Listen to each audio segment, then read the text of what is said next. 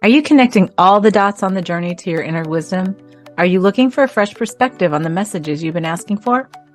So who doesn't want to be happier, healthier, wealthier, and wiser, and be able to make life's choices with confidence because they finally see the signs? We know you do. I'm Angela Coulter. And I'm Sarah Sieg Avignoni. We're two conscious journeyers dedicated to turning over those rocks and helping you on your personal intuitive sleuthing mission of evolution in our multi-dimensional hologram. And that includes Earth too. Yes, it does. Welcome to Solving Me, our conscious puzzle-solving podcast, where we look at the natural relation between your life experiences and their meaning in the bigger picture, from the most mundane to the most overwhelming. So what do we mean by all this?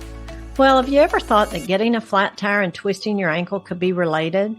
And maybe a message about what's preventing you from getting that awesome, high-paying job you would love. Believe it or not, it's all connected. Want to know more? Come on and let's get sleuthing. See what comes up in this episode, because it might just be about you. Welcome to episode 12.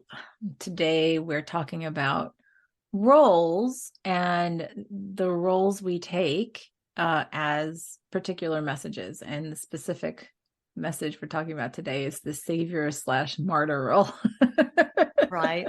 Yeah. I mean, there's so many roles out there that they overlap and intermingle. But I think for simplicity's sake today, to keep it to just the 20 minutes, Exactly. we decided to stick with the Savior Martyr role. Yes, because that's a big one, and it's ingrained in so much of our society and culture around the world, and we idealize it. We make it seem to be sainthood, so to speak, right? Because it's like we romanticize it. We romanticize it, exactly. Because when we say that, we say, well, we collectively believe that somebody who has sacrificed themselves to such a degree, that they basically have lost their entire self, right? So usually they die. Yes. We find that we're holding that as on the pedestal as the most worthy of an individual. Absolutely. Absolutely. And that their sacrifice has more meaning than their existence, which is totally the opposite of how we understand our existence. Well, and it actually, to say that out loud is kind of like, oh, right, that's creepy. Isn't it though? That's creepy. It's I don't a little like culty, just saying, like. No judgment there. No judgment there. But we talk about it across most belief systems, right? Right. So if we talk about how those the symptoms of that, so what problems do we run into that are really a side effect of aligning or putting yourself in that savior box? Yeah, well, let's just talk about that in general, like with roles, right? To begin with. Right. Yeah. So like when we put ourselves into a role, we believe that role gives us value. So whether it's that Savior Martyr role, whether it's a parental role or whatever, it doesn't even matter, because I'm probably talking about all those on different days.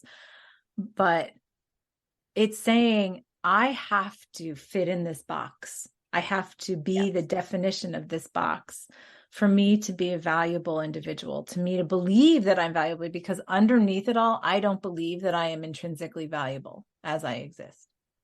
And we've even, doubly screwed ourselves from the perspective of, I take on the expectation of each individual who has an expectation of what that role looks like. That's so burdensome when you say that out loud, right? That is like, yeah, who could do that? Who could do that and believe themselves to be successful? And we set ourselves up for failure every time when we do that, because every time. We can never be. And that's where the term comes from. Nobody's perfect. right? Yeah. I spend so much time, and I know it seems like it's a little deviation, but it's not. I mean, I spend so much time on verbiage and verbal creation, and talking to people and saying, don't say I'm not perfect, because you absolutely are perfect. You're perfect as why you came here, in the form you came here, and what you came here to experience. But we have, in terms of lack and separation, and if you want to like read our ebook so you know how we get to all of this, then go read our ebook. Right. But the whole idea of I am not this, I am this, I'm not that, comes from that separation duality. And as soon as we believe that I'm not that, becomes this hierarchy of this is better and this is worse. So that's where we hold those roles that we've created in this better or for worse, a better or worse kind of thing. Like, oh, being this kind of person is what I aspire to be. Right. Yeah. Versus I am this person. I am this expression of the divine or the quantum field or whatever you want to call it. Yes. And well, and the messages that come about when you've aligned yourself with that savior role, I mean, they're everywhere. They're everything. I know personally, we've talked about the pet episode and when you have to look at, okay, why are your pets pooping in your house? And it's like, okay, so I must be the one who's available to go around and to clean up everyone's messes. I've allowed myself to be defined as that. So where am I feeling the need to allow that to define my value? Right. Or similarly with me, there's a conversation that I was having with my oldest daughter, who's just about 27, and having a situation at work where it's like she keeps on getting in these situations where she gets in a job and then somebody either falls away or something happens, and then she feels like she needs to be the one who, like she ends up having it sort of dumped on her lap to fix it all, right? To save the day. And I'm like, you know what? I had that exact same energy when I was in corporate. That's how I got up the corporate ladder, is because I would have all these bizarre things happen where people would just drop off the face of the earth, and all of a sudden this stuff was dumped in my lap. And I always looked at it as, oh, look at how I can do that. Look at what I did. Right. Yeah. And because it became a source of pride of, well, yeah, I can handle it. I can handle anything. And then people started looking to me as, well, she can handle it. She can handle anything. Well, then what happens? And they come to, it's like, oh, well, that's how she has to receive that. Mm-hmm. She can't get it any other way. So yeah, let's all do that to her. And I accepted it for a long time.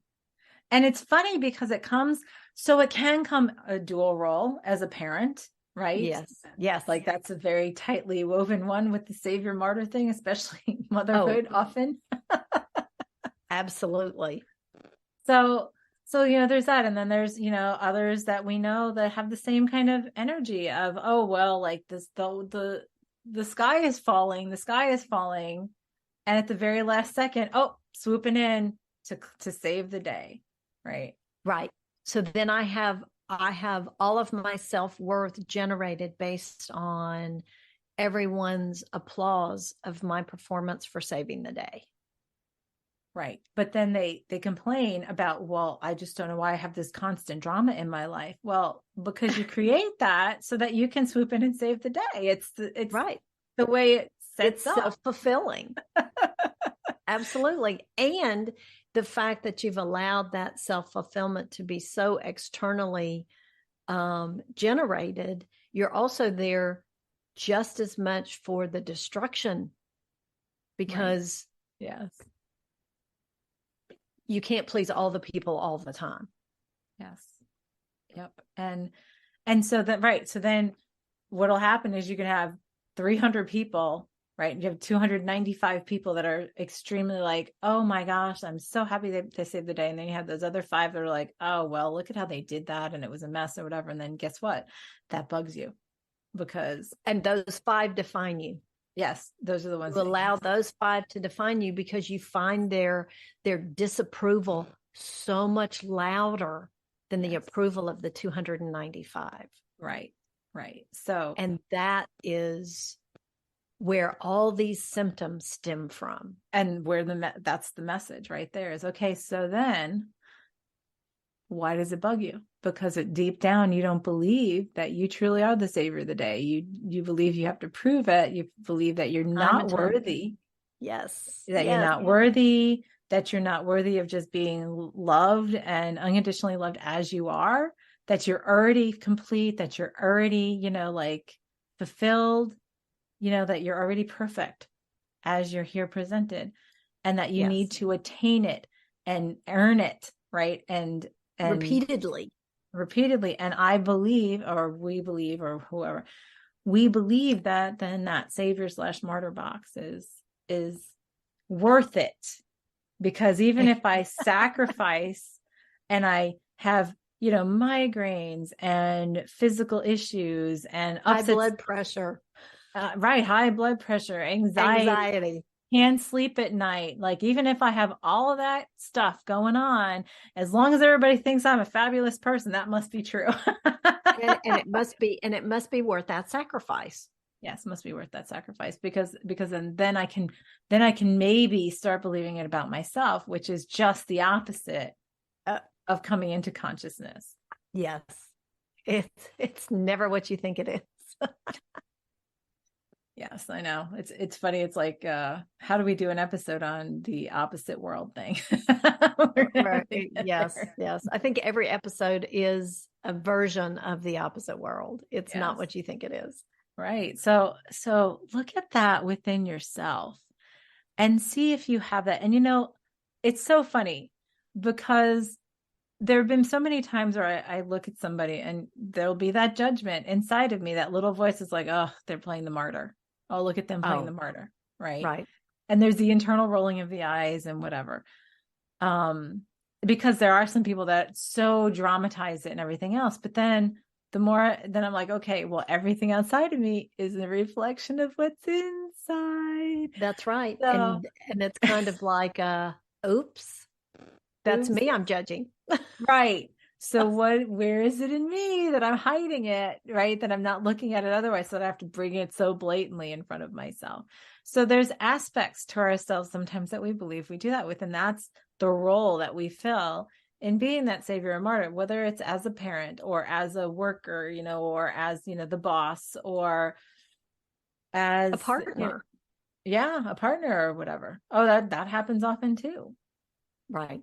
So it's a role within a role typically, but it's a very distinct message on how we carry out this belief that's deep down of unworthiness, right? Of not being complete, or not being approved of, or untrustworthy, right? And unlovable, unforgivable. Oh, right. And belief systems, go to the extreme of impressing that, and I'm not saying this with judgment, but just observation, impressing that on people, because it's easier to have control over people, like, or power over people, when you say, well, you need to earn it.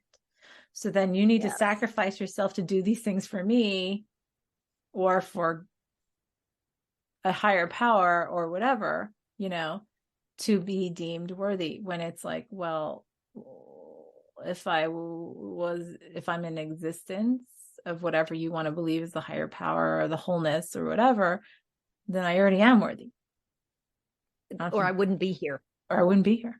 Exactly. I would not exist. I wouldn't exist. So look at that within yourself. And so when I would have those little internal thoughts of, oh, look at this person being the martyr. Oh, look at this person being the savior. The thing is, well, then let me turn the mirror around and say, where in my life am I still doing that to my detriment, to a way that I am sacrificing myself? Because many people say, oh, no, it's okay, because I'm their mother, I'm the parent. I've heard that so many times, and I'm like, and that's what I'm supposed to do. But that's another role. That's a discussion of parental roles, will be a completely other episode. But it's like this belief that, oh, well, that just goes along with the territory. I'm supposed to do that. Right. Yeah. Uh-huh. Anytime I feel that I get an overwhelming sense of judgment one way or the other about something, that I know that is so about me, Mm-hmm. that at that point I can't even move beyond it without going, okay, let me dig around and find the root of that one. And when it comes to being rooted in a role, that's very powerful and very it's one of pervasive. It's one of the most, I would say it's one of the most challenging for us to unroot from within ourselves. And it's because from the minute we open our eyes, we are a child, we are a son or a daughter, we are potentially a sibling. I mean, it only grows from there. We're a student, we're, yes, we're a firstborn, lastborn, middleborn. Right. Yep. Then it turns into brother, sister, father, mother. I mean, and it only gets bigger. It never gets smaller again. Right. Right. And so the important part here about this particular role that we're talking about has to do, I believe, with the need, the intrinsic sacrifice that goes along with it, sacrificing yourself. Yes. And I know what's underneath that, because when we change what's underneath that, and the reason for bringing this up specifically is because it is pervasive, and the ego is going to say, for 99% of the people who listen to this, is going to say, oh, I'm not that. I'm not a savior. I'm not a martyr. Because all those things that I do to sacrifice myself are because I love the person. Yeah. Yeah. Or because I love the job so much, or whatever. Or that's my calling. That's my calling, right? That's my purpose here. Yes. And so, of course, it's effortless for me to sacrifice myself. And it's like, well, except that sacrifice is an ego-created ideal. Yes. Well, and I love the example that the airline said is, whatever you do, put your oxygen mask on first, because we want you to help, not be someone who needs help. Right. Well, and that's essentially what it equates to. What they're saying is, before you help somebody else, help yourself, because you're going to be passing out from not having oxygen if you're helping somebody else do it. You don't have the oxygen mask on yourself. And then you'll be a problem instead of a help. Right. So really, from a place of love, is to nourish yourself, right? And to do that and not deplete yourself. And that's the opposite of the whole savior martyr thing. Well, and if you look really deeply at that one, you accomplish what your higher self wants to accomplish by nourishing yourself to the point where then you overflow and you nourish others, which is what the savior believes that they're doing. Mm-hmm. But they're sacrificing instead of nourishing, and nourishing so much you nourish others. I mean, that's right. A big difference, but a degree of separation. Well, and it's saying, like, you're more important to be nourished than me, meaning that I'm unimportant to be nourished. Yes. Yes. Means that I'm less than. Yes. And so if you start looking at that as a message, it's like, okay, whew, and that's a deep one. Like I said, it's a deep one to unroot, because we have that rooted in so many different areas in our lives that we don't even realize it. So yeah, there are people who are over the top, martyrs and all that kind of stuff. Mm-hmm. But then, we might judge them, but then there's the part of us, but then there are people that I know who say, oh, I've always just had that martyr syndrome, and they wear it on their sleeve.